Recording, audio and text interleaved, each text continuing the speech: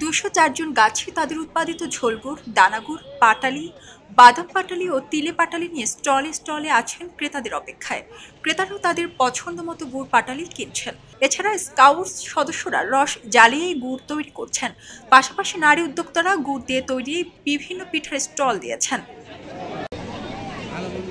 বলছিলাম, খেজুর গুড়ের ঐতিহ্য রক্ষায় স্বাদে সেরা গন্ধে ভরা খেজুর গুড়ে মনোহরা স্লোগানে যশোরের চৌগাছায় তৃতীয় খেজুর গুড়ের মেলার কথা। বুধবার যশোরের জেলা প্রশাসক আজাহারুল ইসলাম মেলার উদ্বোধন করেন। পরে মেলায় স্টলগুলো ঘুরে দেখেন এবং গাছিদের সাথে কথা বলেন। চৌগাছা উপজেলা প্রশাসনের উদ্যোগে 17 জানুয়ারি পর্যন্ত চলবে এই গুড়ের মেলা। মেলায় আগত গাছিরা বলেন, এই মেলার মাধ্যমে নিজেদের তৈরি গুড় নিজেরাই ন্যায্য মূল্যে বিক্রি করতে পারছেন। এর আগে যা বেচতাম উল্টো পাল্টা বেচতাম, কেউ কমে বেচত, কেউ দামে বেশি বেচত। এখন একুরেট দামটাই পাচ্ছি, দামটা বেচতে পারছি, এতে আমরা খুব লাভবান হচ্ছি। আমরা এর আগে ন্যায্য মূল্য দাম পাতাম না, কারণ এর আগে ব্যাপারীরা কিনে 20 টাকা কিনে ওরা বাজারে বিক্রি করতো 50 টাকা। এবং আগে যেভাবে মেলাটা না হওয়ার কারণে গুড়ের দাম অনেক কম ছিল, অনেক লোক জানতো না, কিন্তু এই মেলা হওয়ার কারণে আনাচে কানাচে শহরে সব জায়গায় এই গুড়ের ঐতিহ্য ছড়িয়ে গেছে এবং আগে দামটা কম ছিল, এখন দামটা অনেক বেশি।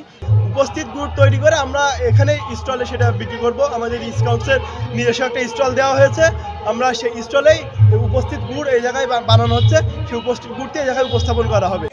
আয়োজকদের দাবি, যশোরের গুড়ের ঐতিহ্যকে ছড়িয়ে দেওয়ার পাশাপাশি নতুন উদ্যোক্তা তৈরি ও গ্রামীণ অর্থনীতিকে মজবুত করতে এমন উদ্যোগ নেওয়া হয়েছে।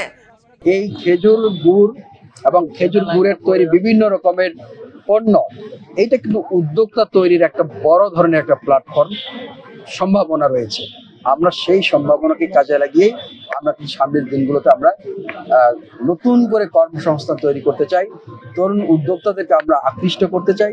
তরুণ প্রজন্মকে এইটাকে আমাদের এই পেশায় কিভাবে আরো ভালোভাবে সম্পৃক্ত করা যায়, আধুনিকভাবে তাদেরকে সম্পৃক্ত করা যায়, সেইভাবে আমরা কাজগুলো। Thank you sir. যশোর ঐতিহ্যবাহী খেজুর গুড়কে ভৌগোলিক নির্দেশক পণ্য হিসেবে স্বীকৃতি দেওয়ার পর দেশজুড়ে এ জেলার রস গুড়ের খ্যাতি বৃদ্ধি পেয়েছে। উপজেলা প্রশাসন আশা করছে মেলা থেকে 3 দিনে 500 থেকে 600 মন গুড় পাটালি বিক্রি করতে পারবেন গাছিরা।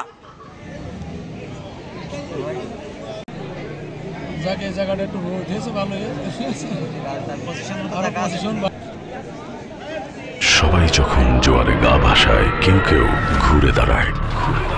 সময় হারতে শেখালেও কেউ কেউ চ্যালেঞ্জ ছুড়ে দেয়। পক্ষপাতের ভিড়ে আজ থেকে কোনো পক্ষ নয়, খবর হবে নিরপেক্ষ। বানোয়ার তথ্যবাদ, খবর হবে নিখাদ।